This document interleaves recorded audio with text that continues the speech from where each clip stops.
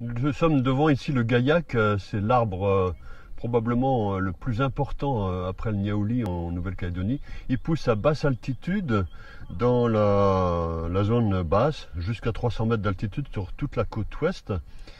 Et il est très apprécié des éleveurs qui en font des poteaux de clôture. Le bois est très dur et il est également utilisé comme sculpture de qualité. Alors cette sculpture, c'est une sculpture aussi que j'ai faite.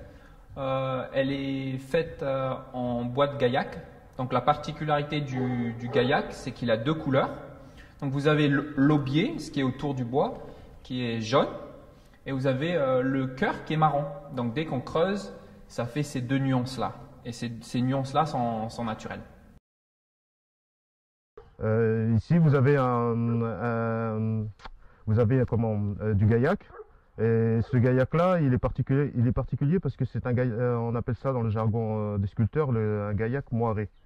Et du coup, ce qui fait sa particularité, ce sont les petits dessins qui apparaissent quand on le ponce, quand on descend le grain du bois.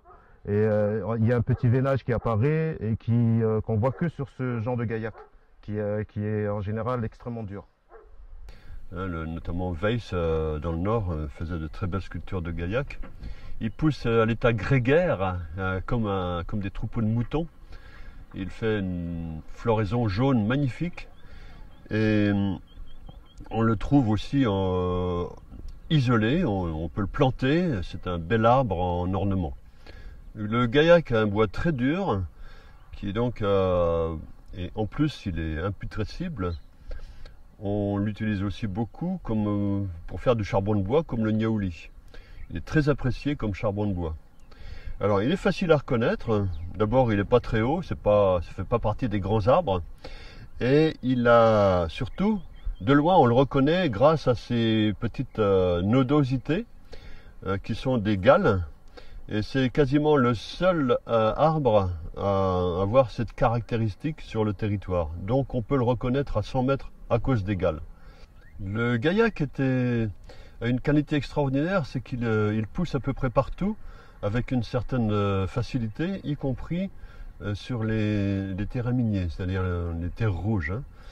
Et à ce titre, il a été utilisé largement pour revégétaliser les anciennes mines abandonnées.